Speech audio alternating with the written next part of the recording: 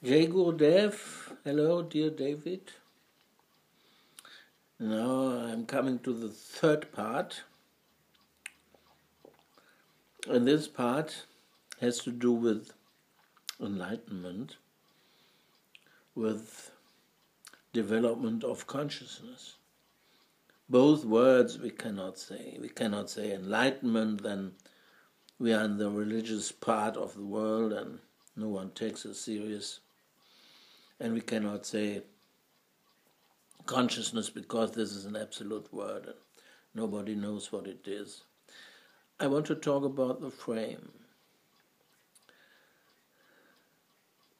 The neurophysiology shows us that the brain activity with many synapses and neurons and all this is always working. It is so much working, it is so much what they are all doing, that one could say it is infinitely. But to say it is infinite, one has to be more than infinite.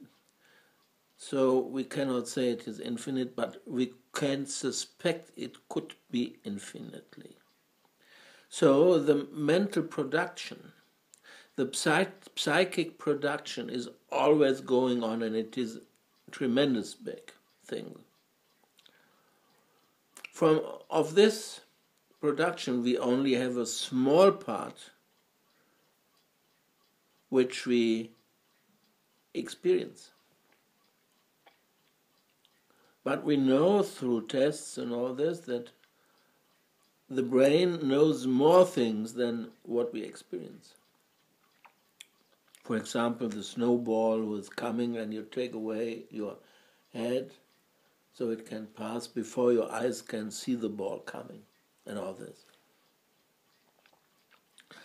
So, the goal of life is, the goal of education is, self-education and educating others is to enlarge the frame of your experience.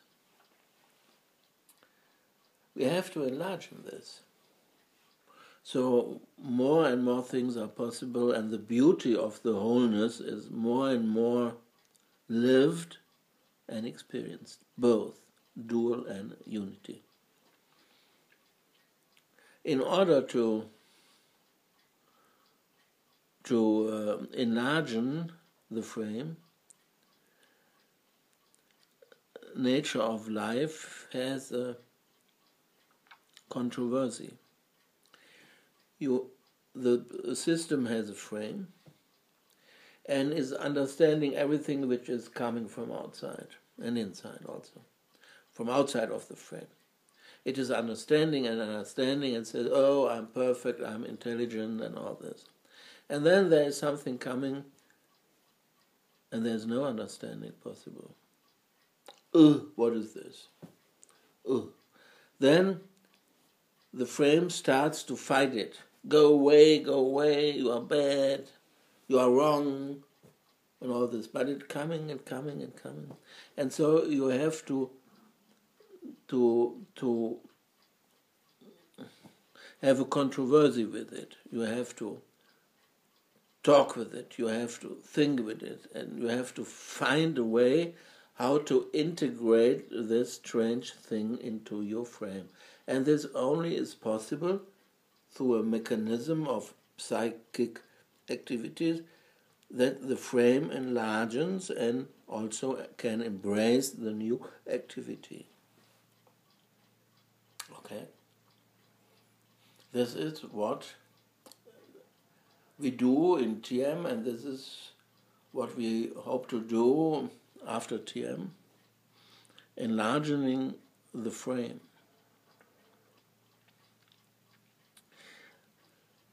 I will tell you now about a very personal thing.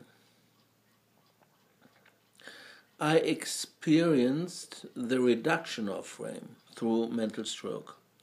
I had a transitory ischemic attack. Half of the brain was completely pitch dark. It was not a nice experience. It was horror, pitch dark, and it wanted to take over the complete brain. I was in great fear that never I will see light again. Okay, but I was helped there through a very religious person. And now, after the stroke, when I was able to again drive a car, I still had black areas in my brain. And I could not go into the black areas because they are black, because I couldn't go there. You cannot meditate into the black areas. Also not possible, because you cannot think mantra there. You cannot put your attention on it, because when you put your attention into the black area, the attention dissolves. It's a black hole. Nothing comes out of it. Very bad. And I want to tell you now what helped, because this goes the step further. I was invited to have a Maharishi aroma therapy with Divine Lady Frances Knight. I met her for this reason in Flodrop, and we had a session with Maharishi aromatherapy, and there I had a very interesting experience which I want to tell you. The aroma went into my nose and went into my brain, and it went into the black areas. It went there. And riding on the aroma was Maharishi.